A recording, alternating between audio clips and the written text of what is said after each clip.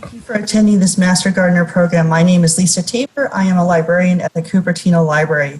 I will read a recording release and then introduce the speaker. Welcome. We will be recording tonight's event. By participating, you hereby consent and grant permission to Santa Clara County to record statements, photographs, and/or audio or video footage. Hello, welcome. For the purposes of library educational promotion. Awesome. Hi, welcome everyone. Materials, publications, or other purposes as determined by Santa Clara County Library District. You waive any rights of compensation or ownership to the recordings. Our talk tonight is. You are much like your children. You're on time.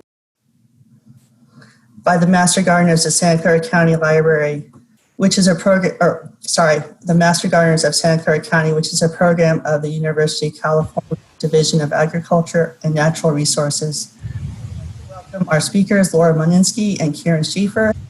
Laura and Karen have many years of experience growing vegetables and teaching gardening here in the city.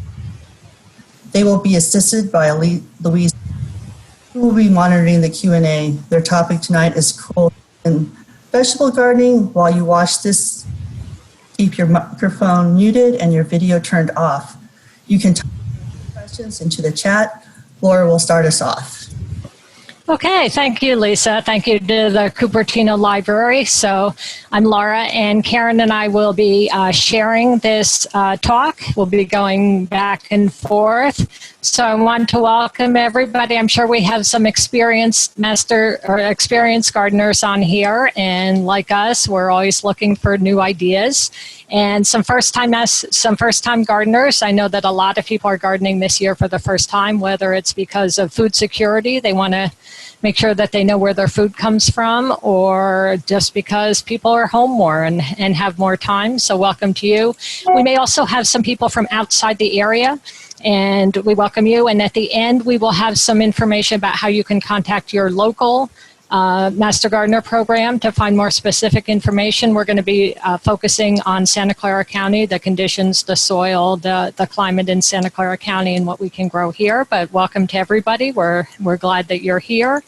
So today, the topics we're going to talk about what is different and special about growing cool season vegetables, how to set up and grow a cool season garden, and then we'll talk about some of the vegetables that work really well in the cool season here in Santa Clara County. And with those specific vegetables, how to grow and care for them, some of the pests and diseases to look out for, and what to do about those.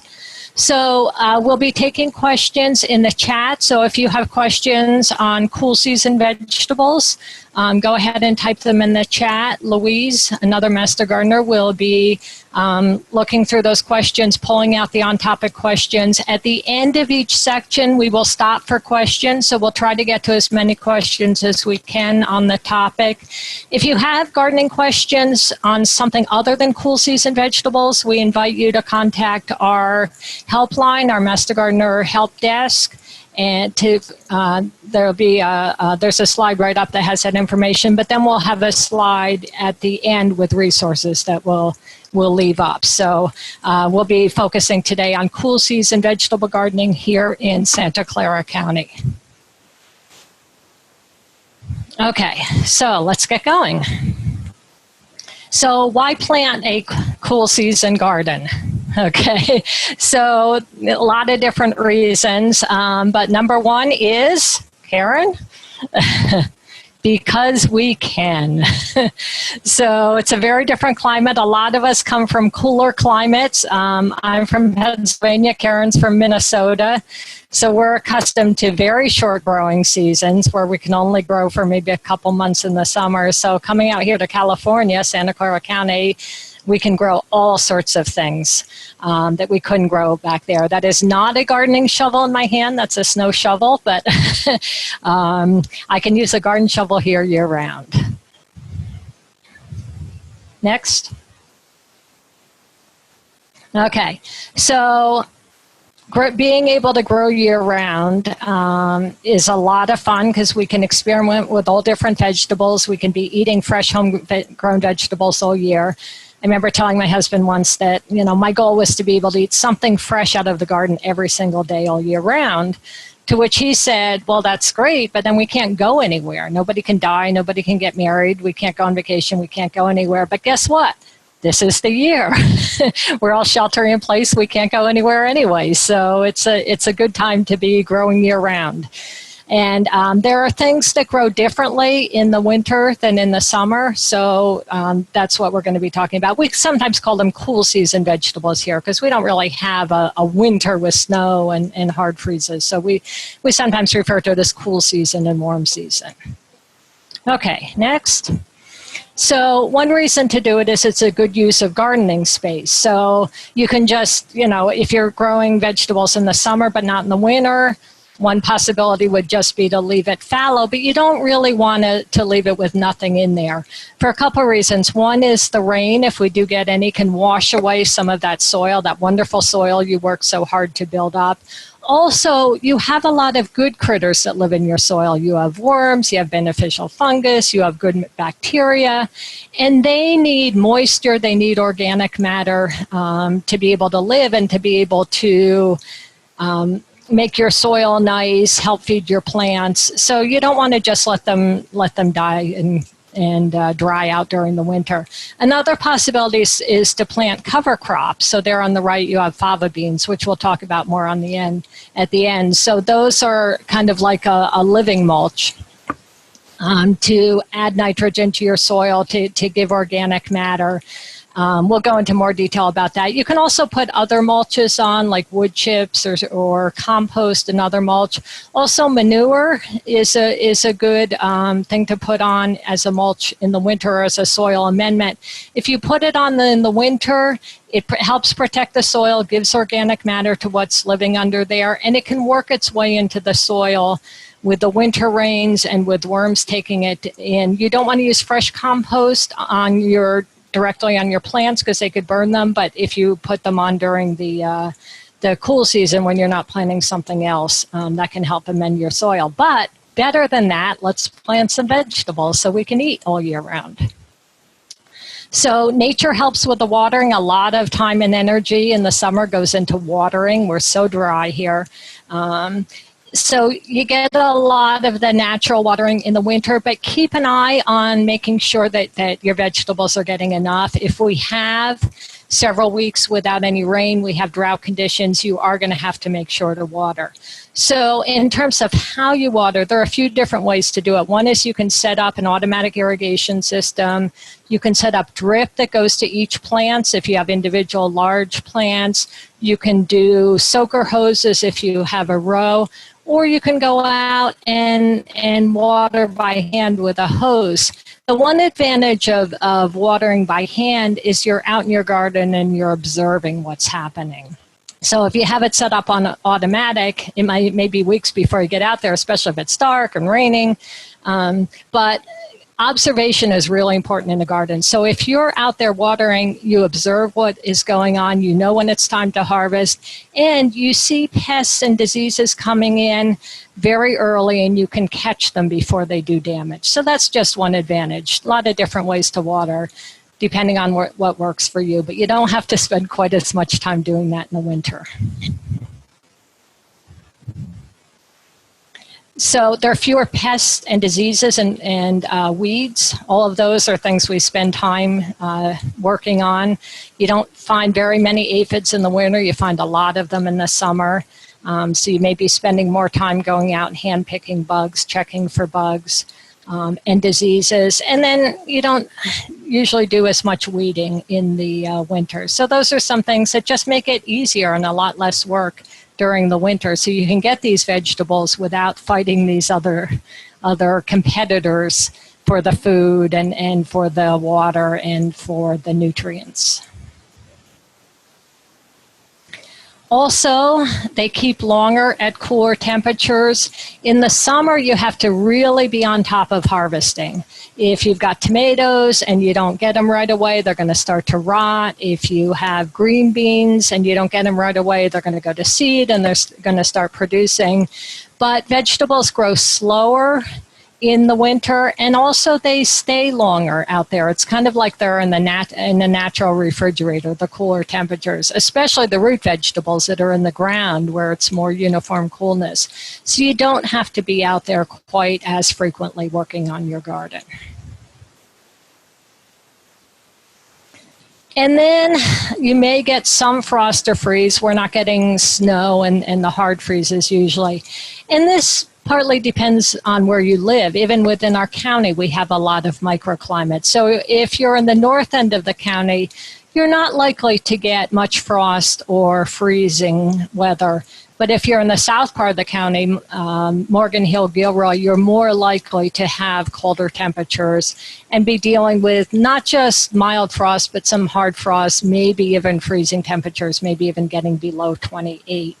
So some vegetables actually, some of the winter vegetables actually benefit from a little bit of frost. The starches kind of turn into sugars and make them a little bit sweeter. So some things like kale may do well with a little bit of frost. But you really don't want a hard frost or freeze that's going to damage them. So a couple of things that you can do to protect them, you can put row cover on. So row cover is something that will let in most of the sun, about 85% of the sun, but protects it somewhat from the frost, and then also from some pests, which we'll talk about later.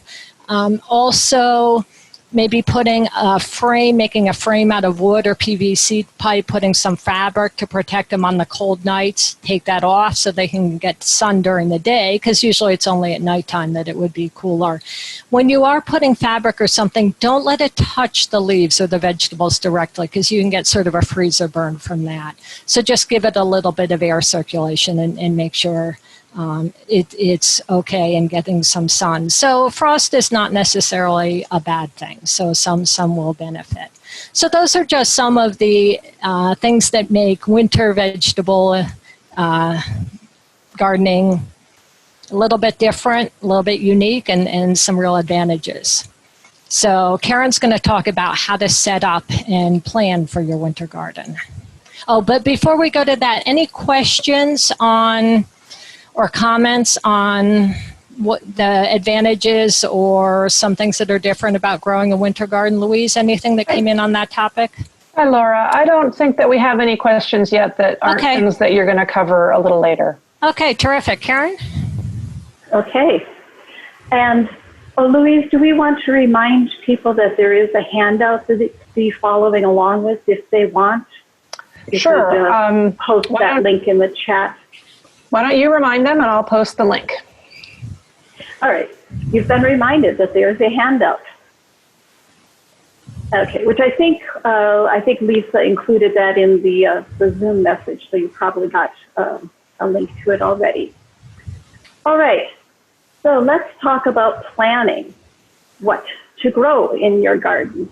And actually, a lot of these points pertain to any vegetable garden, summer or winter.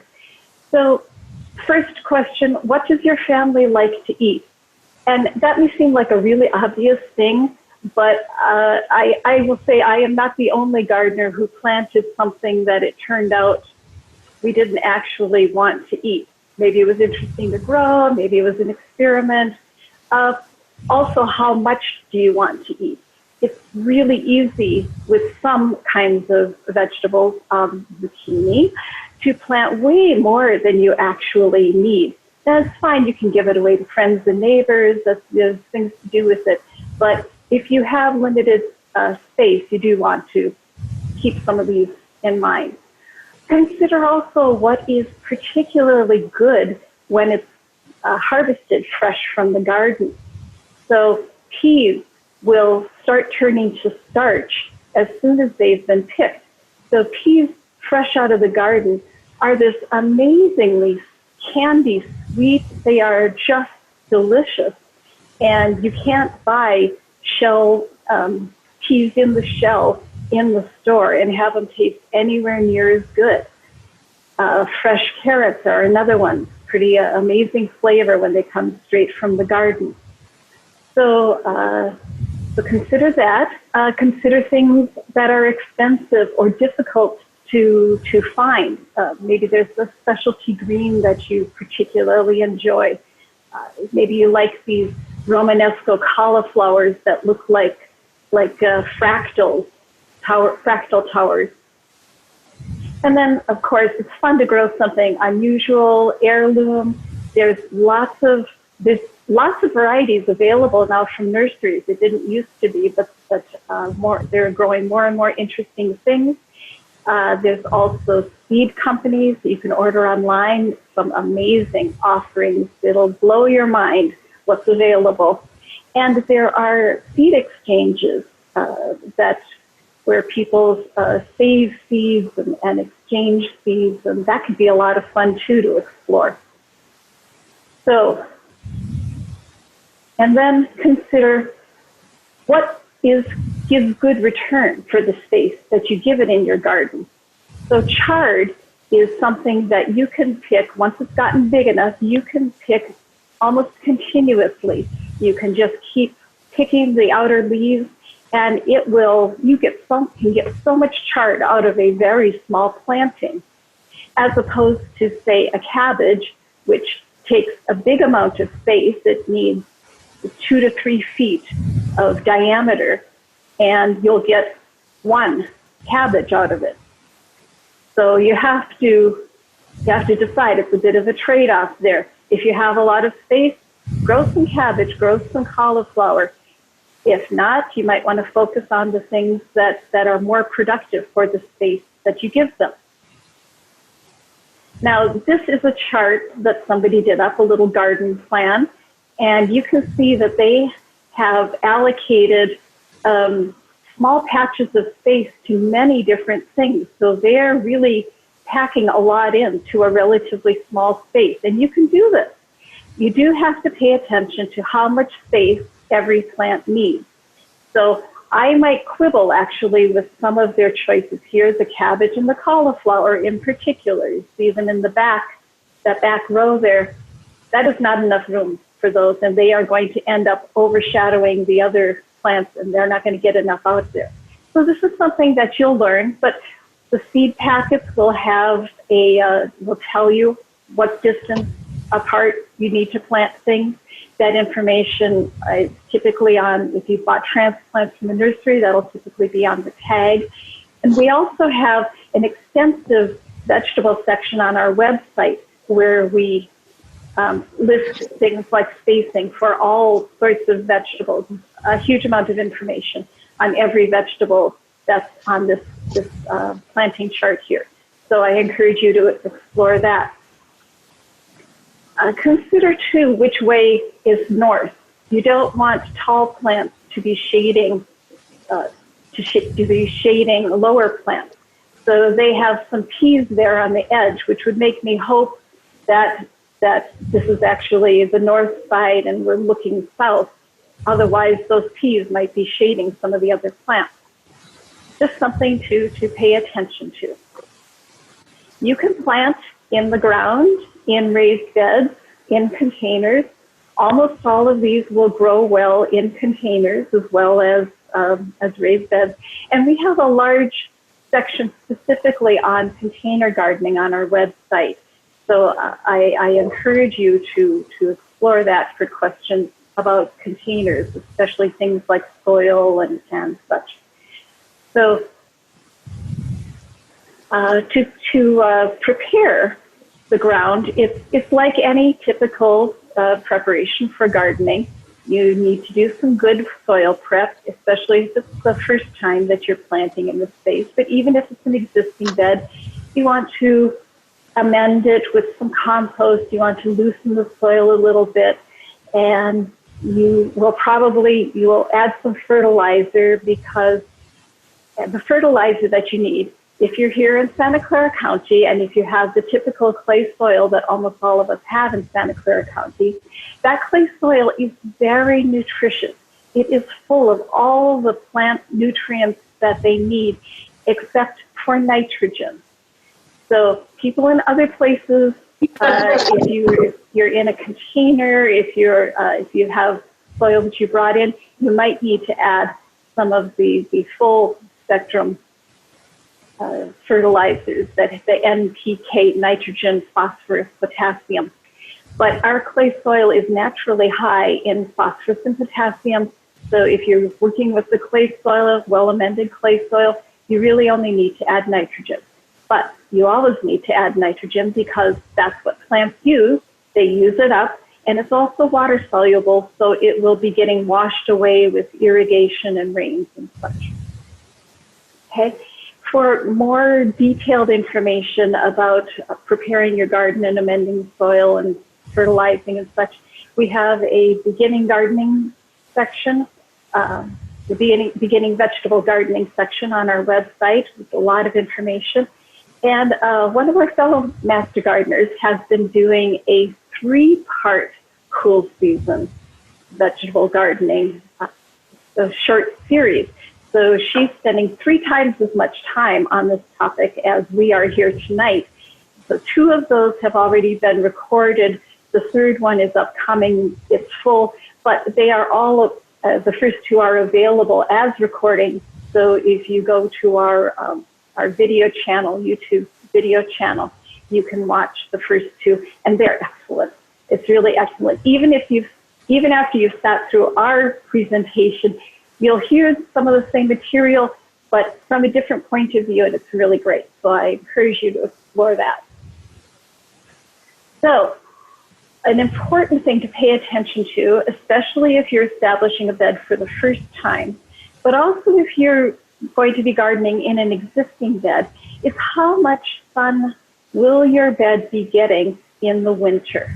The problem is that in the summer, the sun is very high in the sky, the shadows are fairly small. In the winter, the sun is much lower, shadows are much longer, so a bed that gets full sun in the summer may well be full shade in the winter, or very nearly so. Plus, in the winter, we have much shorter days. Our shortest day, we're down to only 9.5 hours. And vegetables need full sun. They really need to have, at the very minimum, 6 hours. And really, it's better to have 8 hours or more for them. So take an honest look at where you're going to be gardening. This is a place where containers can shine because you can move your container to where you truly do have sun in your yard. I have a garden in my backyard, which is okay for growing things in the summer, but in the winter, there's just no way between houses and fences and trees and all of that. So I have my garden in the front. And it's kind of nice, actually. I talk to passersby. They ask questions. I give away fresh produce. So it can be a lot of fun. Of course, I do spend a little more effort trying to make it look nice as well, since it's right in front. It helps to have some roses in front of it all to block it off, the beauty strip of roses. All right. So, if you really don't have enough sun, if you really only have barely 6 hours, focus on the leafy greens, because those are the leaves, and the plants will at least be making the leaves. It can be harder for them to make the roots, to make the full, the swollen stalks, all these other things, but you could at least try growing lettuce, okay? But there is no such thing as a shade-tolerant vegetable. Just have to know that. So when to plant? We have what's called a Mediterranean climate. You may have heard that said before. So right around the Mediterranean in Europe, this is the same climate, and there's various places throughout the world, not that many. It's kind of a cool thing that we live here. So we have warm, dry summers, very dry, and then cool, but not really cold, wet winters. So you can see on this chart, of course, we all know this living here, that we're getting all of our rain from October through April mainly, and we get virtually no rain in between, and our temperatures are running exactly the opposite. Notice that the temperature is ramping up slowly in the summer, or in the spring, So from January, it's slowly rising, rising, rising. So that's a typical spring temperature rise. But it's never very low. So our winter is essentially like spring in many other places. So vegetables that they would grow as spring vegetables, we can grow all winter long. Notice, by the way, that the temperature drops pretty quickly here in the fall. So that's going to come up later. So the cycle of planting. We all know about planting summer vegetables. Get those in the spring, you grow them all summer long, that's really great. And spring vegetables, so those are the ones I mentioned, you could plant those here in the spring, so in February and March. Everything that we're talking about here today, you could also be planting as a spring vegetable. So we have 3 possible seasons here. Right now, we're going to talk about the fall and winter vegetables, same as the spring vegetables, but planted in the fall. And the important thing is that we really need to get them in the ground while the ground is still warm and while the air temperature is still reasonably warm, because they have to get well established before it cools down and stays cooled down. So when you see an estimated time to maturity, say for beets, and it says it'll be 60 days to maturity. When you're planting in the spring, that may be true, because those estimated times to maturity are assuming that you're in a spring situation and the temperature is going to gradually be getting warmer and warmer. When we plant them in the fall, it's getting colder, things slow down, it's refrigerated, like Laura said, and it's going to take much longer. So don't pay attention to those estimated times to maturity. How early you plant things is also going to depend on where you are in the county and what your particular microclimate is. So our friends in Palo Alto say they really, really have to get things in August to pretty much, September. They just really can't go into October at all. If you're farther south, it also can get colder faster. Central Santa Clara County, maybe we have some leeway to work it into mid-October, but don't push it too much. It also depends on the vegetable. Some of them just need longer to get established. And we really don't plant anything, much of anything, from November through January. It's not that the plants would die. I have planted lettuce in December. What happens is they just sit there. They don't die. They don't actually grow. They're more susceptible to disease. They're not going to grow fast enough. A snail could come along and eat them in 2 bites. So it's just really hard.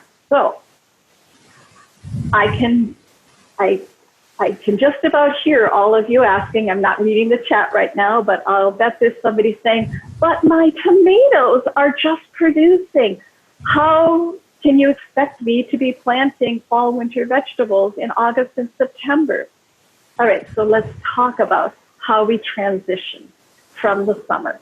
So there's a few different things that you can do. So maybe some of your tomatoes are loaded, but are they all loaded? I went out a week or 2 ago and I looked at them, and I had some that, they had a couple that were ripening, and they had a couple of small ones that were like totally, totally green. And I said, these guys can go. I'll pick the ripening ones, and I'm not going to worry about the green ones, and those plants are out of there. Maybe they're starting to look sickly. So I left this cherry tomato, but it's starting to develop some, who knows what, russet mites, just things happen to these tomatoes. I've gotten a lot of tomatoes. I'm going to be okay taking this out in a week or 2. Winter or summer squash is something else that it often starts to get powdery mildew this time of year. It has produced a whole lot for me. I'm honestly getting a little tired of zucchini. I think I'll be okay taking that out.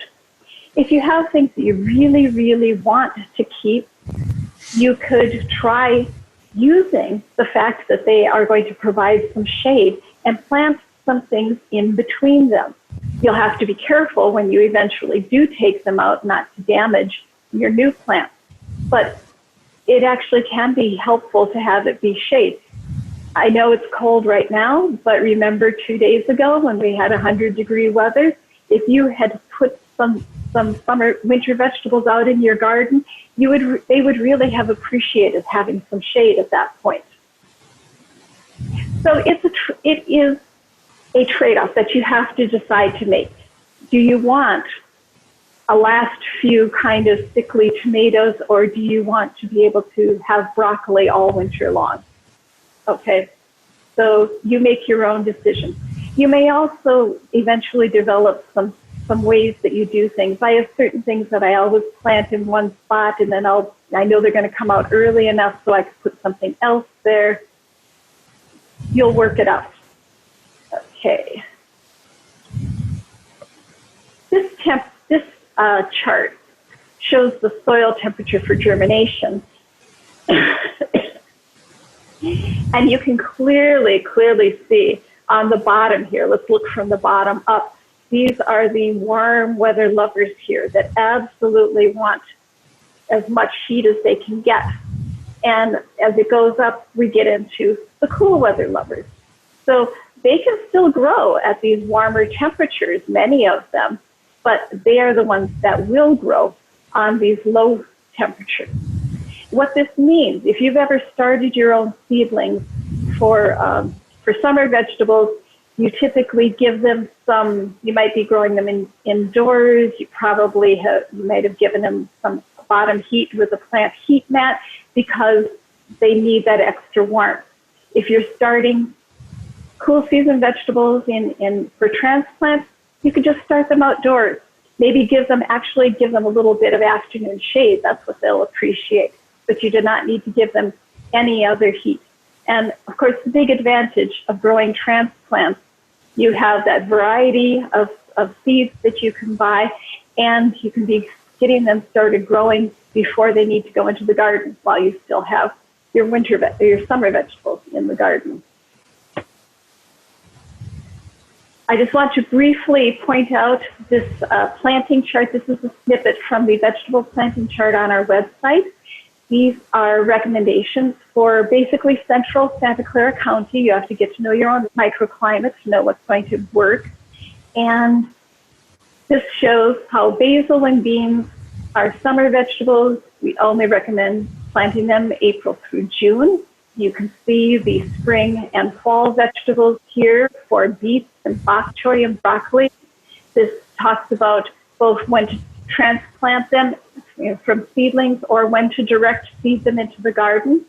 And the final column is from seed to transplant. So if you're going to grow your own transplant, this tells you about how long you need to allow. So if you want to have some beets ready to plant at the end of September, then you need to start your beet seeds in pots about mid-August.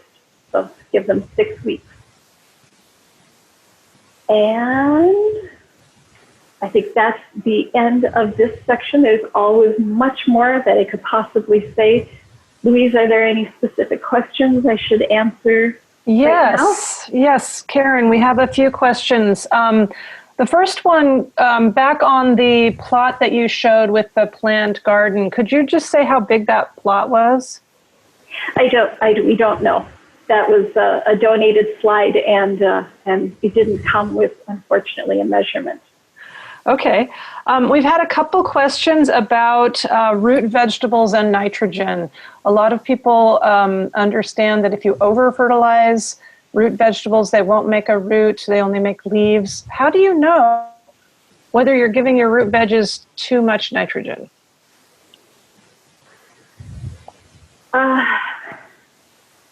Well, I have to say, I personally haven't had that problem, and I don't know a specific reference to this. Laura, do you have any specific reference about this? No, the only thing with nitrogen mostly goes for green growth. So, when people have plant something, even tomatoes, talking about the summer, and they put too much nitrogen, they get a lot of green growth at the expense of vegetables. So I don't think it would really cause problems with the roots, because the roots are more from the phosphorus. So, you have the NPK, nitrogen, phosphorus, potassium. The nitrogen is mostly for green growth, and sometimes too much can make much green growth to the expense of something else. The phosphorus, the second number, is more for fruits, and some vegetables are actually botanically fruits, and flowers and roots, and then the potassium is for overall strength. So I don't think that it would really cause problems with the roots, because that's not really directed to the root growth, unless it's just putting too much energy into the green and it's not balanced. So maybe the issue is there's not enough phosphorus in the soil. Well, there's usually plenty of phosphorus in our soil, so if people are actually having a problem with this would be a good thing to discuss with the help desk. They could find out, they could give the help desk the information about what they've done with the soil and how much fertilizer that they've added. I will say that I usually use alfalfa pellets, which is a very slow release fertilizer. It actually breaks down very slowly in the soil. So it's possible that you could, if you're using a refined nitrogen fertilizer like Miracle-Gro, maybe it is more possible to overdose on it. I know that on our website we talk about how much fertilizer per square foot or square yard you should have for your vegetables. So that may be something to look into. And it makes a difference, too, if you're doing it in the ground or in containers. In the ground, you have a lot more access to, like Karen mentioned, nitrogen is about the only thing that we lose from our soils, because it's mobile and it moves around, whereas the others stay in the soil. But if you're planting in a container where it's very limited what it can get and it uses up, it's even more important to use the balanced fertilizer, whereas in the ground, nitrogen is more important than the others. Right. Okay, it looks like we've had several questions about this issue of not getting root vegetables to actually make a root. So that's something that looks like we should look into also. Someone has asked about using composted horse manure on a bed. Is that okay? And how much? Well, certainly, it's composted horse manure is already broken down. It won't be a huge fertilizer. It will more be acting to amend the soil and improve the soil. So it's a great thing to use on the bed. Super. And also, just one last question. It's not too late to plant seeds, is it, if you live in the Los Altos area? Right, we're only in early September, so there's a lot of things you can still plant from seeds. Absolutely. Great. I think that's about it for now. And Louise, one other thing I want to say about the root vegetables before I go on, and Karen's going to talk about root vegetables at the end, but part of it is they tend to need a looser soil, and our soil is clay, and if it's not amended, it may be hard for them to kind of expand and make a nice root ball. So that's one thing to consider. But Karen will be talking more about root vegetables later. So let's move on. Let me say right now, if they're not thinned, that's a big reason that they won't make any root. So they've got to be far enough apart. I'll talk about that more later. All right, let's go on. Okay, so these are some of the cool season vegetables. So we'll be breaking these down and talking, kind of grouping them into families, because things that are in the same family have very similar growing needs, very similar pest and disease problems if they do. Again, we don't have as many in the winter as in the summer. So we're going to talk about salad greens, peas, other greens, including, well, we don't really get it much into herbs, but some of the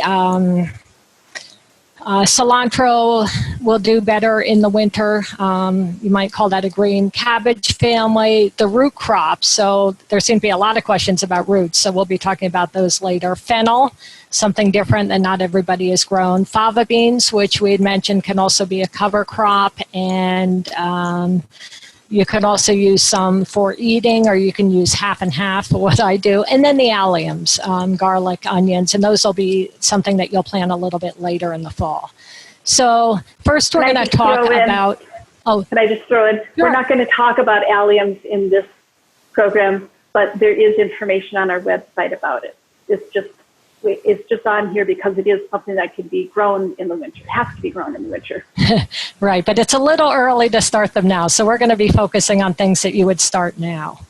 Okay, so one of them would be the salad greens. So lettuce, you could plant year-round. You could plant some in the summer. I mean, if you don't plant any in the summer, how are you going to have a tomato salad? But it actually grows a lot better in the winter.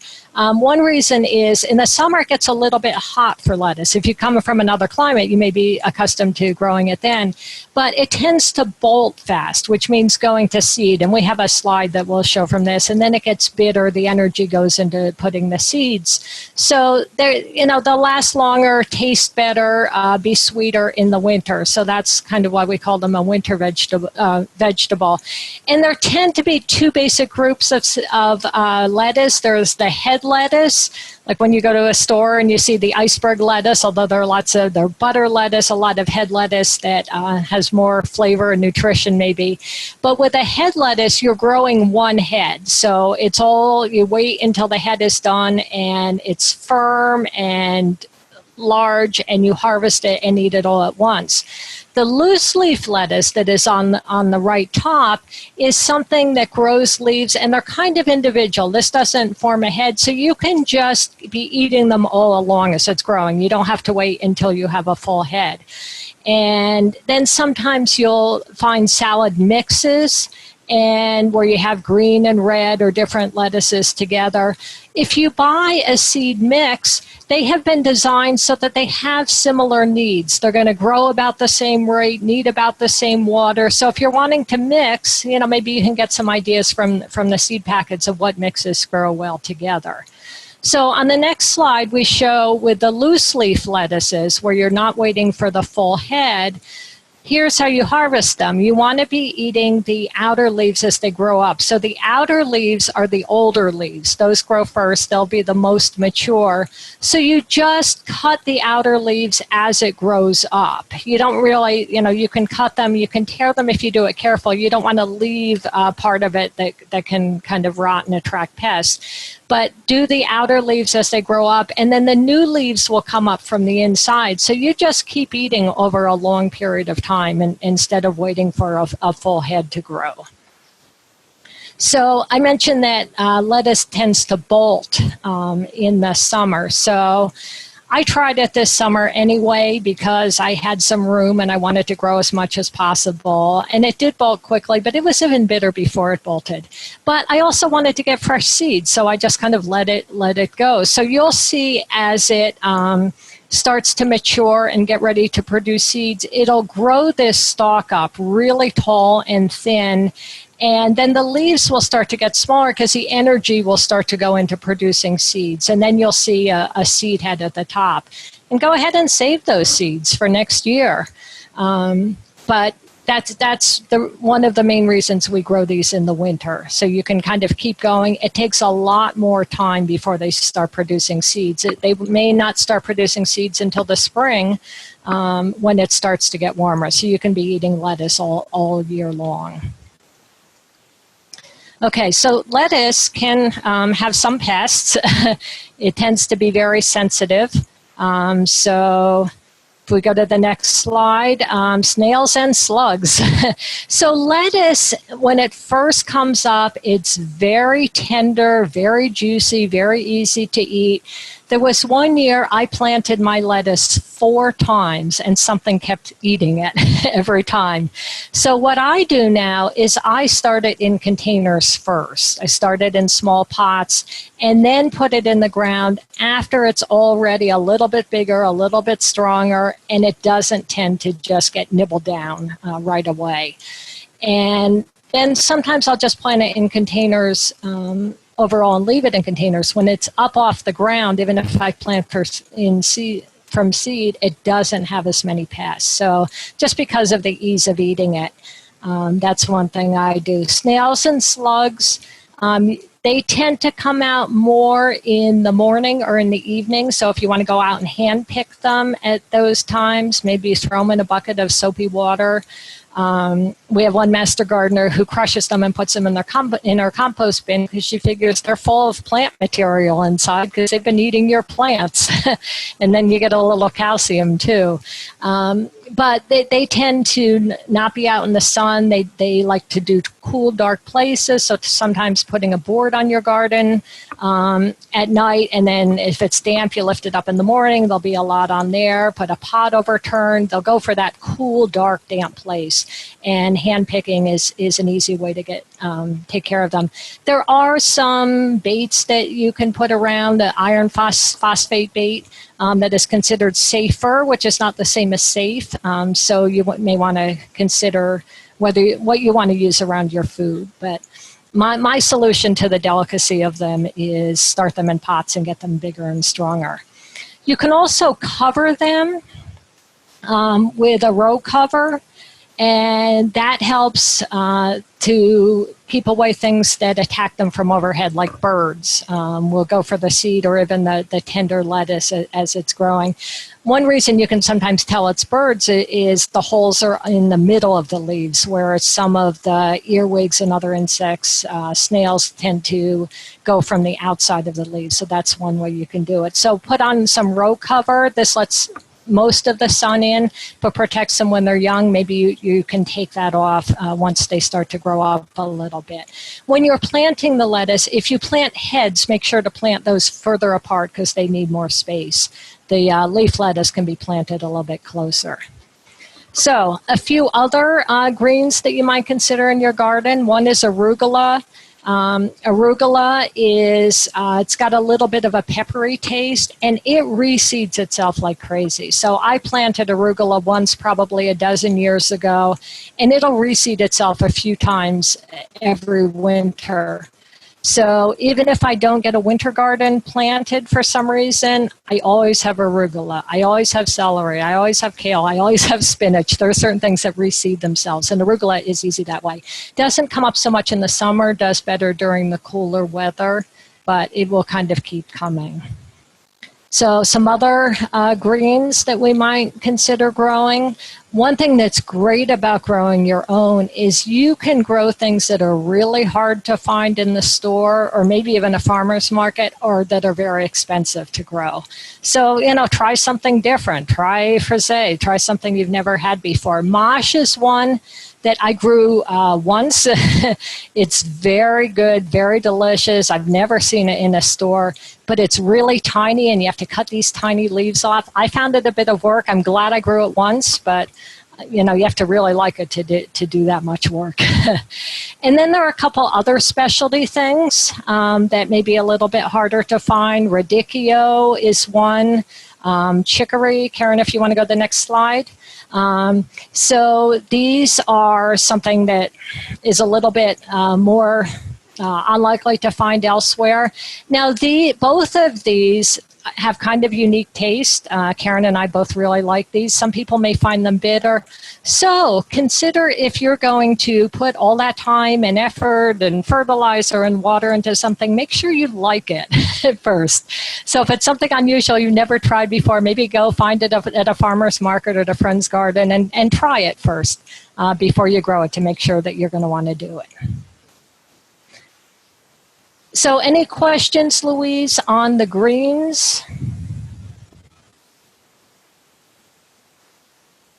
Sure, I have to unmute myself here. Let's see. One question was about what depth and width of container would be good if you were growing lettuce in a container. Well, I've been doing mine in the old recycling bins that are like Tupperware, or yeah, the Rubbermaid bins that are about maybe 1.5 feet by 15 inches or something like that, a little over 1 foot deep. I grow a lot of things in that because I recycled those containers. Somebody donated them to our Master Composter program. 15-gallon pots are really good. Half wine barrels are really good. If you're doing it individually, I mean, you can grow in small pots, but you want something that's maybe about, 15-gallon or a half wine barrel if you're going to grow a bunch in there. Okay. Let's see. Another question is about what is that row cover actually made of? It's just a fabric, and it's a very loose weave, so it lets through about 85% of the sun. But it's big enough that, the weave is loose enough to let in the sun, but tight enough that pests can't easily get through. So it's usually a natural fabric. Okay. And then I also see a question here. Does arugula and spinach attract slugs and snails as well? I find lettuce to be much more delicate and attract things a lot more than some of the, because it tends to have a softer leaf. Things that have a thicker leaf like spinach tend not to, or something that has a sharp or a hot flavor. We use sometimes garlic or chilies as pest control, as natural pest control. So the things that are a little, hot or sharp are less likely to be bothered too, because a lot of critters don't like that taste. Does row cover protect from the frost and the sun?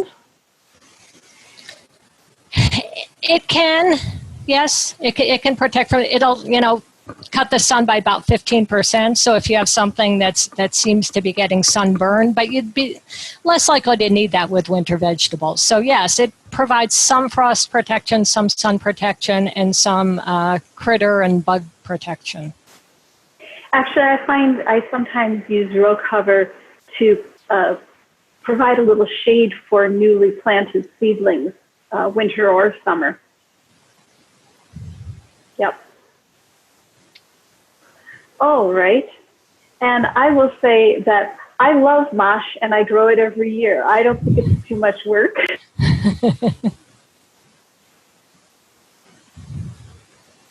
I just muted myself. Okay, sorry. I'm back, right? And also, I do the leaf-by-leaf harvesting for head lettuces as well, because it takes them a while before they grow the heads. So I find I can get a lot more out of them that way. So different people, different techniques. All right, let's talk about peas. Peas are probably my absolute favorite winter vegetable. I'm from Minnesota originally, and in Minnesota we go from blizzards to heat waves with almost no time in between. And peas are cool weather lovers, and they just do not deal with heat at all. So when you plant peas here now in August and September, they will start producing, probably, it depends on the year, but probably you'll start getting some peas in December, maybe even November, but usually by December. They might take a little bit of a break if we actually have some frost that will nip the flowers off. It won't bother the vines too much, but it may nip the flowers.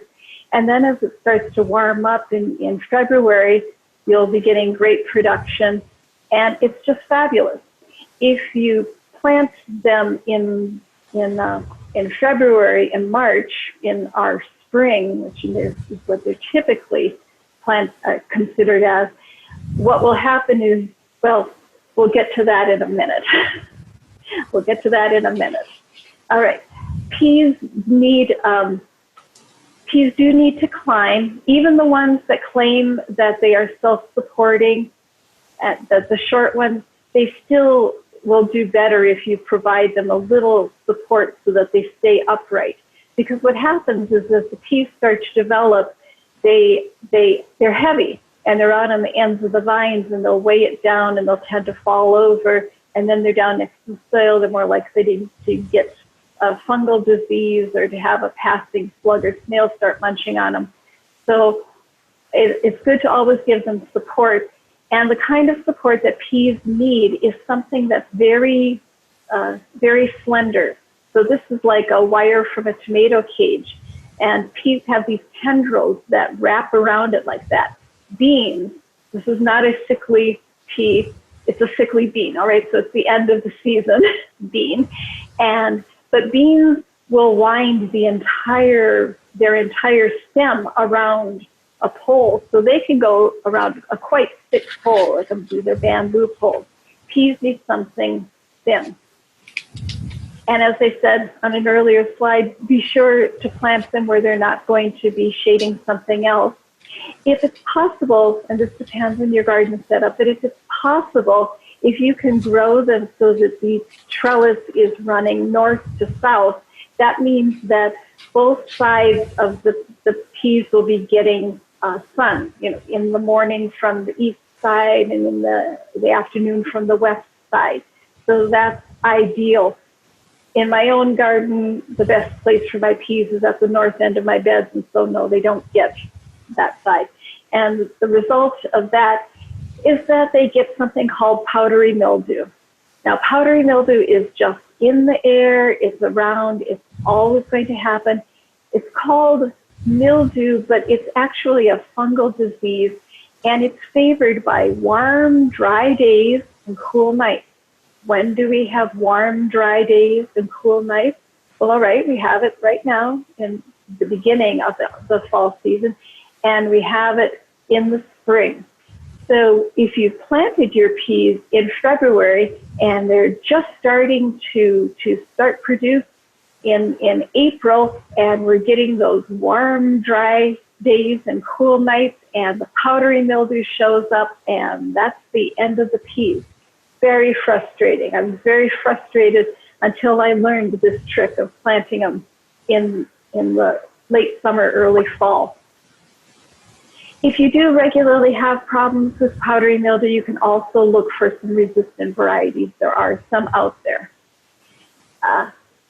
You may have problems with slugs and snails and birds right when they're planted. We really recommend direct seeding these. You can plant them in pots and transplant them. You have to do it fairly quickly. You don't want to let them stay in the pot for too long because they grow very fast. But they can get nipped off by birds. So if you're having a problem with that, do as Laura just described, with the same things for the slugs and snails and birds. So let's talk about the cabbage family. The cabbage family is really one of the stars of the winter season. They just do so well here. And broccoli is one of the standout stars of this. So broccoli, you can grow, you get a beautiful head. It may not be as big of a head as you get in the supermarket. So you pick your head when the little nubs when it looks like the texture that you see it for supermarket broccoli. The thing is all of these little nubs here are flower buds. And if you let your broccoli continue to grow, you will start to see flowers forming. So the broccoli is still edible at this point, but it can start to get the stems start to get a little bit tough. You can cook it, it's fine, the flowers are fine. The stems may start to get a little bit tough, and so you don't want to let it go this far. So keep an eye on your broccoli when it starts to look a little bit loose and like it's starting to spread out. That's a sign that it is high time to harvest that broccoli. But the wonderful thing about broccoli, and the reason it's one of the winter vegetable stars, is that you can cut that main head. So you see that dark spot in the center. That's where a head of broccoli had been. And then it sends up these side shoots. And they are like little mini heads of broccoli, like Broccolini. Some of you starting to see these sold actually in the farmer's market as baby broccoli or broccoli shoots, or they call them different things. And it's great. It's great. It's what the broccoli plants do.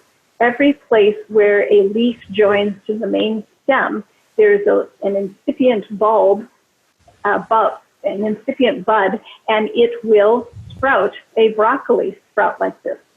So you can keep harvesting your broccoli for like 2 months. You get one big main head and then lots and lots of these side shoots until they finally start getting to be too small to bother with, or they start going to flower faster than you can harvest them. A problem for the entire cabbage family here is something called the imported cabbage worm. And it's a butterfly, and it's those little whitish yellow butterflies that you see flying around, usually in pairs, looking for somewhere to lay some eggs. And their caterpillar is this little velvety green caterpillar like this. Somewhat unusually, this one is out in the middle of the leaf. Often they are laying right along the rib and just blending in totally to it. So personally, I like seeing the butterflies in my garden, and I don't begrudge a few holes in the leaves as long as the plants are big enough to sustain the damage. So the only time that I worry about these is when I have newly planted seedlings and they're just too small. If a cabbage worm starts eating them, it could totally damage them. So you can hand pick them. You can look, if you start to see holes being nibbled, you can look for these little cabbage worm caterpillars. You can also look to see if you see the eggs. So this is a close-up of the egg, but it is actually visible to the naked eye. You just go out there, and if you see these little white eggs, often on the top, sometimes on the bottom, so you may have to look underneath to see, but you can simply brush those eggs off. And you can also use the row cover to cover them up. That's a great thing to do if you just don't prevent the butterflies from getting access in the first place.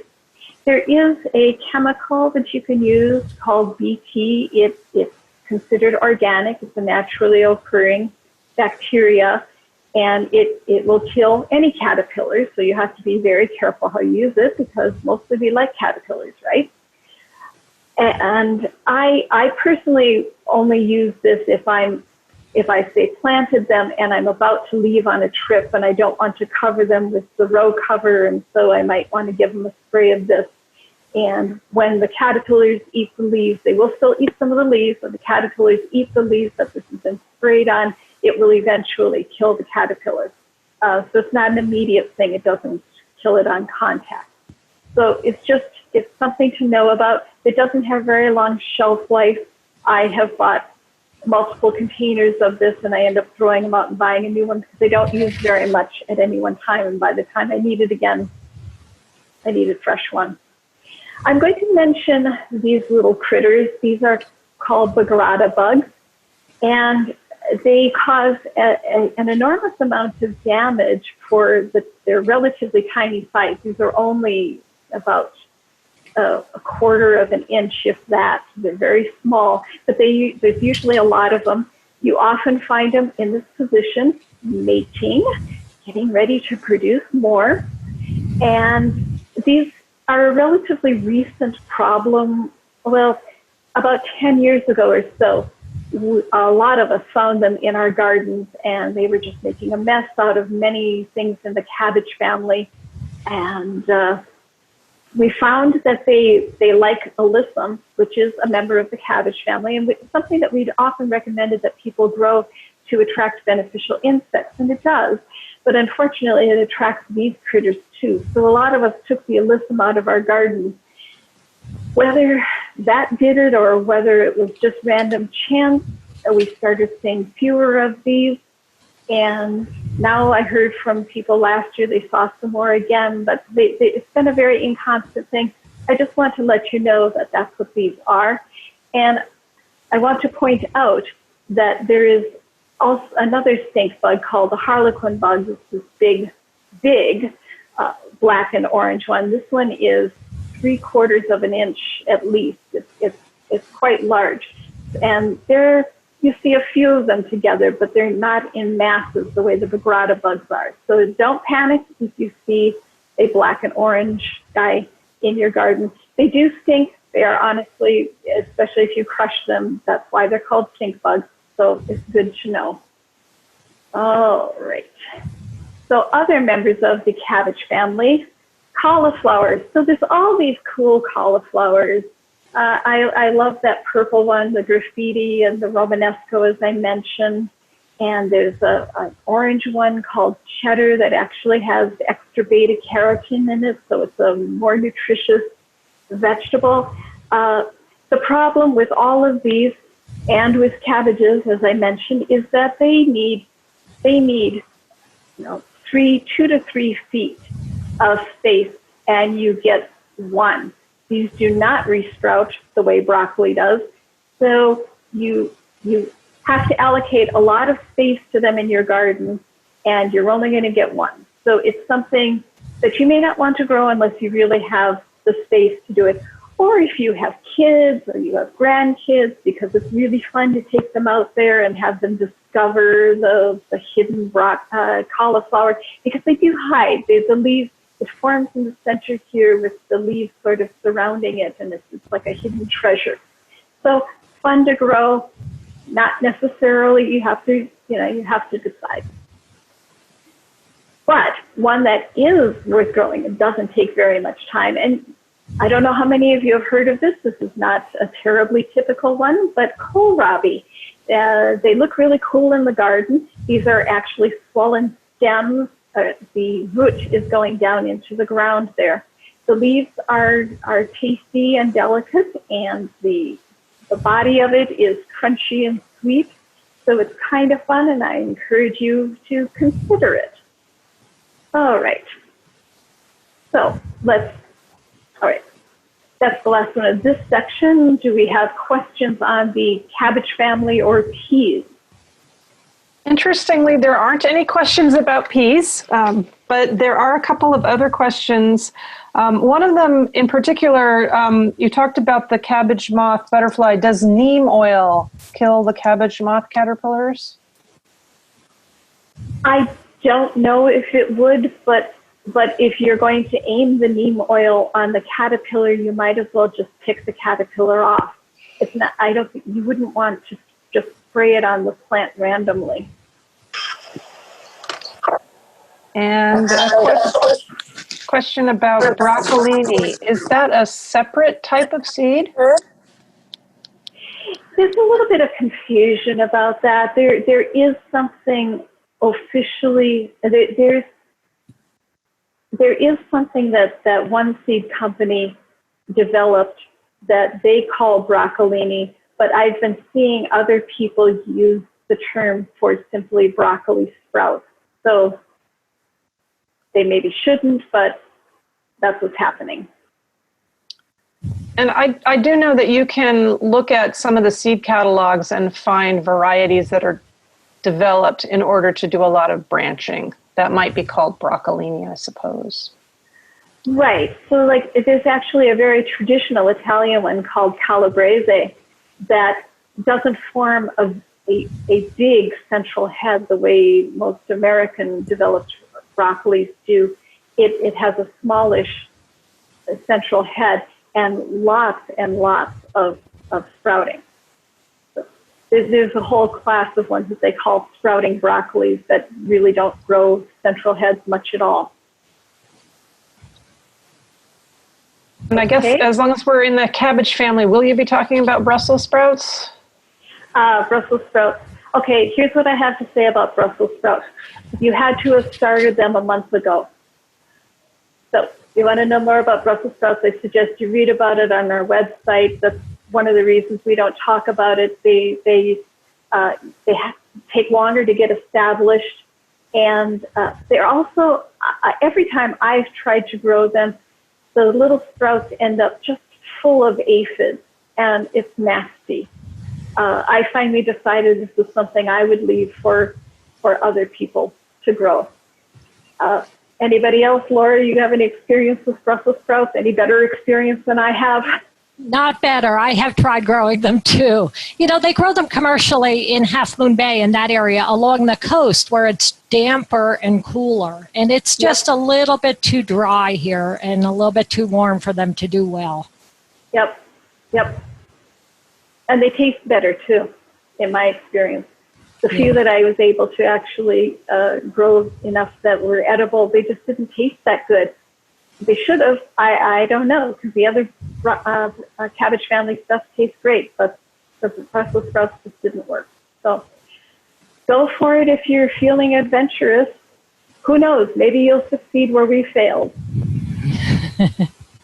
You know, one thing, the kohlrabi slide is still up. To me, it looks like a flying saucer. And they do. They totally do. In fact, I said that for years, and one year a friend sent me a birthday card that had kohlrabis as little alien flying saucers. Yeah. So awesome. But it's a good way to get children. Laura, I think there must be some lag. I have often advanced the slide when you're saying that you're still seeing the old one. I don't know what it is, but I'll try to be a little more in advance. Okay, that's fine. Yeah, you know, with the kohlrabi, the flying saucer, and there was a picture of purple carrots and stuff like that. It's a good way to get children to try vegetables if it looks unusual. So we're going to talk about some other green things that grow. Chard is something that is so easy to grow, that's prolific. You can grow it year-round. It comes in all different colors. You can do white chard, you can do red, you can get a rainbow mix that has all different colors in it. The one thing about, on the next slide, you can see that when you grow it in the summer, you tend to have more pest problems like aphids. Well, here's a different one. I guess aphids is the next one. So the leaf miner is one of the things that you find in chards and in beets. You find these on beet leaves too. The two are very similar. So you'll find these kind of curved paths going through the leaves. Now those are inside the leaves. So what happens is this leaf miner, which is this little insect up in the upper left, there's a different citrus leaf miner. It's a little different. The chard leaf miner, that little yellow triangle in the back is one way you can recognize. And what it does is it lays its eggs in the leaf in between the larvae hatch, and they kind of crawl out and make these little roads, these little curvy roads as they come out. So that's something that even if you wanted to spray something, you couldn't, because it's in between the tissue. It's in there and it hatches out. So you can see on the lower left, there are some leaves. So if you get just a little bit on a leaf, go ahead and eat the rest of the leaf, tear that out. If it gets a lot, take that leaf out. Do not put it in your compost bin, because they will reproduce in there, but throw those away if you see them. So you'll notice on there that the eggs are on the lower underside of the leaf. So make sure when you're looking for pests that you always look on the underside of the leaves. Most pests are more likely to hide on the undersides. So on the next slide, I think that we'll see the aphids.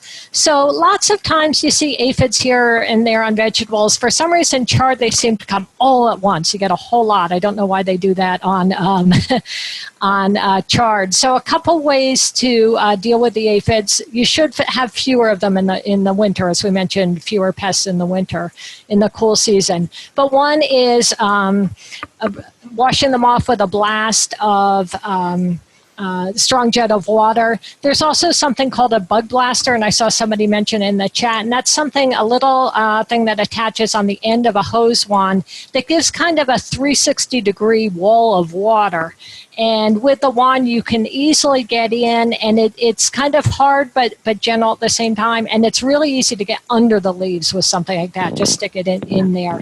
Also, some of these bugs, if you spray with water with a little bit of either salad oil or soap, like a pure soap, like liquid ivory, maybe a teaspoon to a quart of water, what that does is it suffocates these insects. So a lot of these insects kind of breathe through their skin. So if you suffocate them, they die. And, you know, if you're adding a little salad oil to your greens, that's not the same as using chemicals. If you try to use chemicals for these things, for one thing, they're on your food. You may not want to eat them, but also you can kill the beneficial insects that take care of them.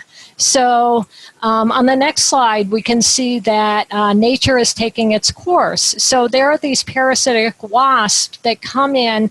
They lay their eggs inside of the aphids. They hatch in there, and then they eat their way out. So if you see these not moving shells with a round hole in them, those are aphids that have already been taken care of by parasitic wasps. Those are called aphid mummies. So if you see that happening and you don't have too many that are ruining your crop, let nature take its course. And that way you get this whole ecosystem in your garden where you have beneficial wasps, you have lady beetles that will stay around if there's always a little something to eat and can take care of those on the long term, and they'll already be there. If you get rid of everything right away, there's no reason for those beneficial insects to spend time in your yard because there's nothing to eat. Okay, another one is spinach. So spinach is one that I mentioned before, reseeds itself. I planted some New Zealand spinach about 12 years ago, and it gets a seed in each leaf axil where the petiole comes out from the stem. And it just keeps reseeding itself for 12 years. I've never had to replant it. It's an area that I don't water during the summer, so it doesn't really come up, but those seeds are still there, so every winter it comes up. And it's a tougher leaf, so it doesn't get eaten. In 12 years, I have never had any pest or disease problems on that spinach. If you are growing spinach to eat raw in salads, you can eat that instead of lettuce. If you're growing it to cook, be aware that it cooks down really, really much less than what you thought you had. So make sure you plan enough that when you cook it, you still have enough. Another one is kale. So kale is really popular. It might be a little better out of your garden than it is deep fried and salted in a cellophane bag at the store. That's kind of the popular way to do kale, but it's wonderful out of your garden. This is something that you can grow year-round, but it's a lot better in the winter. So somebody gave me a kale in a 1-gallon pot about 15 years ago, and I am still eating from that same plant. What happens is it grows up, and I grow them in like 5-gallon pots, and it'll grow up. Maybe it'll start to go to seed. Maybe it'll be spread out, and then I'll cut some off of the top. Actually, if we go to the next slide, you can see where the nodes are on there. Cut some off the top, take some of those bottom leaves out. Those are nodes that roots will come from, and stick them in a pot. So I have 6 of these pots, and I just keep putting more cuttings in pots, and I've just kept these going for about 15 years. Now, part of the reason I have them in pots is in the summer they attract so many pests. I don't really consider them edible. If you look at the bottom of the leaves, you'll see aphids, you'll see mealybugs, you'll see giant whiteflies. And so I leave them in the summer. I started doing it, but I do it in pots a little away from the garden as sort of a decoy plant. All the pests go over there, don't bother the rest of the garden quite as much. And then in the winter, they grow like crazy. They don't have pests, and I eat them all winter long, and they're wonderful. So you see by harvesting, similar to the cut and come again leaf lettuce, you take the bottom leaves off first. They're more mature, and then they'll just keep growing up the stalk as you go. So mustards are another green. This is Gai Choi. I actually first discovered this at Gamble Gardens in Palo Alto. So this leaf can grow really big. This can grow like 1.5 feet long, one big leaf. They're beautiful, and they have kind of a horseradish flavor. So I find them good on a ham and cheese sandwich with this, and it kind of doubles as the horseradish and the lettuce. It's kind of like you've got it all together. But they're really pretty. They're unusual. You can put them in stir fry. You can put them in a salad. People wonder why your salad has a little bit of a bite to it because they have that horseradish Laura? flavor, something a little unique. Yes. Laura, can you repeat the name of that mustard that you mentioned? Gai Choi. So it's Gai, and then the second word is CHOI or CHOY. 2 different ways to spell it. Gai Choi, giant red mustard. Something unique that I like growing. That's something also that can go to seed. You can save the seeds and replant it. And then a lot of different Asian vegetables, bok choy or pak choy, nice, tasty, easy to have it in your garden. So a way to grow things that maybe you don't have in your local store, maybe you do depending on where you shop, but it's always nice to have it right there. A lot of the Asian vegetables you can eat raw or in a salad or in a stir fry. So they're really versatile. So now, Karen, do we have any questions about that before we go on to root vegetables? Let's see. One of the questions was related to whether you can do cut and come again with spinach and how often you need to plant spinach. Well, the spinach I have kind of grows as a vine. So, I just kind of take off out a whole vine. And then some of them, grow smaller as an individual plant. It looks like Karen has something to say on spinach. Yeah, so the New Zealand spinach is great, but it's sort of a hot weather spinach as opposed to the cold weather spinach. So, they have slightly different growing habits. And yes, you can absolutely do cut and come again with spinach. It has the same, as lettuce does, it has that central growing point, and so you can harvest the outer leaves and always let it keep sprouting from the center. Yeah. All right. So beets. Beets grow well in summer or winter. Remember, we saw them on the chart for the summer. But in winter, they won't bolt, they won't go to seed nearly as fast as they will in the summer. So it's one of the great things. You can plant them in the fall, they'll start to size up, and they just hold there, and they're delicious and tender for months. And the greens are also very tasty. So beets are very closely related to chard. So beet greens are sort of like chard, but they're more tender, and they have a different flavor. I really like them. It's probably one of my favorite greens at all. If you do pick the greens, you should always leave at least, you should not pick more than a third of the greens off of the growing bulbs, because the leaves are what are providing the nutrition for the bulbs to grow. So if you want to be able to have bulbs eventually, or roots eventually, you want to leave the enough greens. So beets and chard have these really funny looking seeds, these very nubbly seeds. And the reason is that they are actually a cluster of seeds. And it's important to know this because when you plant them, you can end up with multiple sprouts coming out of a single seed. So that was just one seed in the bottom that has 2 sprouts, and one seed in the top that has 5 sprouts coming out of it. So remember, people were asking about things not producing. One of the major reasons that root vegetables don't produce is if they haven't been thinned enough, because you can't get 2 nice big beets growing if they are too close together. So you have to be sure to separate them, or for the weaker ones, it's not even worth trying to separate them. So I might, once these are older, and these are definitely not old enough yet, these just have their seed leaves there, and they need to develop at least one set of true leaves. 2 sets is actually best. Once they're big enough, I may try to separate them out, or what would probably be wiser is if I simply went in with a scissors and I snipped off the weakest ones and just left the strongest ones for each of these. Because it's really hard to separate them when they are so close together and so tangled.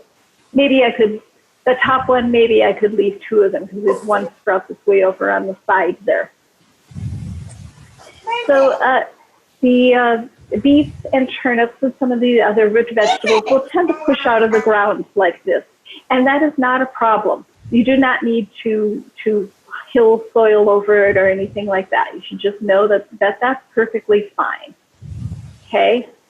And on these beets from my garden here, you can really see, especially with the gold ones, you see the transition from the light part to the dark part. That's how far out of the soil that was growing, and it's fine. Okay. So carrots are far better direct seeded than transplanted. I've been seeing carrots for transplant in the nurseries, and I think they're doing a real disservice to people. They look like they're going to be so delicate and difficult to transplant. They're not actually. They're very easy to transplant. I've done it, and they nearly all survive. But what happens is that taproot gets damaged, and you'll end up with these forked carrots like this. And they can get really, really funky, and they can have a lot of splitting and just making it difficult. So we really recommend that you direct seed them. The problem is that carrots are very tiny seeds, and they are very shallowly planted, just barely covered. So it's a lot easier to do when we're having those cool, foggy mornings where we have the morning dew, and that's helping keeping them moist, and then you can give them a misting in the afternoon and keep them moist. They're slow to germinate also. So it's a bit of a challenge to get carrots germinated. But if you do, they are so worth growing. They have such a wonderful flavor fresh out of the garden. Carrots react badly to ethylene gas, which is something that many fruits and vegetables, apples, and others give off. And when they are stored with them, as they are in giant fruit and vegetable warehouses or even in your refrigerator, carrots develop a sort of soapy flavor. And you've probably all tasted this. So if you can grow your own carrots and mostly store them in the ground until they're ready to eat, then you'll be getting the best flavored carrots. Okay. So other root crops, radishes, rutabagas, turnips. Radishes and turnips are very, very fast, so they do not hold well even in the cool season. So when they start to develop, you really have to be watching. As soon as they start to size up, you should harvest them because they will go to seed very quickly. Rutabagas, on the other hand, take quite a long time to develop, so you have to start them early enough. Okay. Fennel, some of you may be familiar with. It's sometimes sold as anise in the grocery stores. It's very delicious. It has tall leaves, these tall ferny leaves. So there's something that might shade other plants if you're not careful about where you put it. In general, you would want to harvest them before they go to flower. But if you leave a few to go to flower, maybe not in your garden, maybe outside your garden, they attract a lot of beneficial insects. And the anise swallowtail, in particular, likes to lay its eggs on the ferny foliage, and it's lovely to see them in the garden. The flowers are also tasty if you like licorice, the licorice flavors. And fava beans. So fava beans, remember we said that beans were a warm weather lover, but this is not the same as green beans. This is a totally different plant.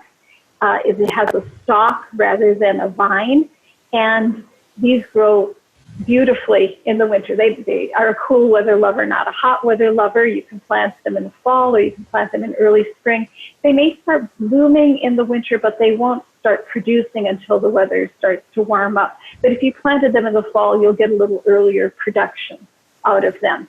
Now, some of you may have heard about planting favas as a cover crop, and that's great too. So favas, along with peas and beans and all of the legumes, will do something called fixed nitrogen, which means it takes nitrogen from the air and will store it in these little white nodules that you see there. That's what those are. So if you're growing your favas as a cover crop and you want the nitrogen that they're forming to leave in the soil, so it's sort of a natural fertilizer, you have to cut them down when they start to flower. Because when they start to form the beans, the plants will start to draw the nitrogen up from the nodules and use it to make the beans. That's why beans are so nutritious for us, is they have the amino acids and things like that and the proteins, and that's being taken up from the nodules. So you either grow favas for a cover crop or you grow them to eat, but you can't really get both. Okay? So that is the end of our presentation. I know I went through those pretty fast, but we only have 2 minutes to go for a last few questions.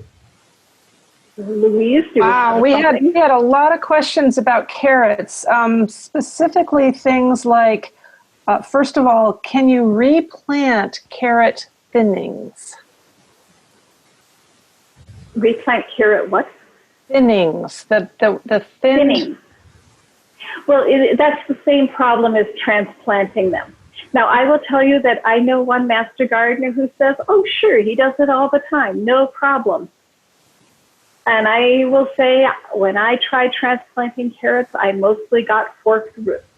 So you really need to have loose soil. Our clay soil is kind of heavy, and carrots will fork if they hit a rock in the soil or if they just encounter a heavy pocket of clay. So you need to have very loose soil. That carrots might be a great one for container planting. I have to say I've never done that. Laura, do you have any experience with carrots in containers? Yeah, I do my carrots in the recycling bins, which are a little over a foot deep. And I, based on, we did a master gardener experiment several years ago where we grew carrots in different planting mixes. And the one that did the best was about a third native soil, a third compost, and a third perlite. And then you get a really nice light soil, so you don't get a lot of the forking. And it's hard to amend your whole garden, so I grow them in containers for that reason. So it's about, 15 inches by 20 inches, and it's over a foot deep. So that's how I do my carrots, so that I can give them just the exact right soil they need just in a container. And there are many advantages of container gardening. Louise, are you going to say something? Oh, my internet connection is a little unstable. There was a great question about why do carrots go limp when I harvest them in my garden, but they stay crispy at the grocery store? Anybody know the answer?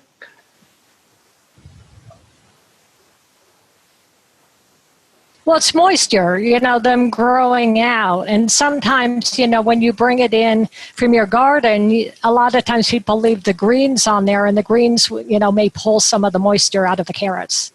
So, putting them in water and also taking those tops off can help keep the moisture in the carrot or add a little bit back in. Great. I think that there was a little bit of interest, if we don't mind going back, I don't know if we have time to cover Laura's method of propagating kale.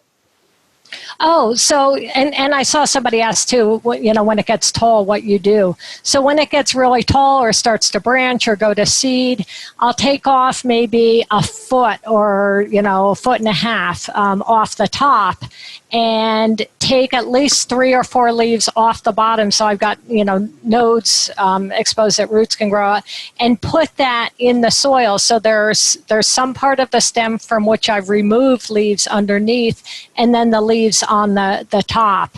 And I usually do that with like 6 of them every time, and they just regrow. They'll grow slowly during the summer, and I tend to do it at the beginning of the summer because that's when they start to get pests and I'm not eating as many.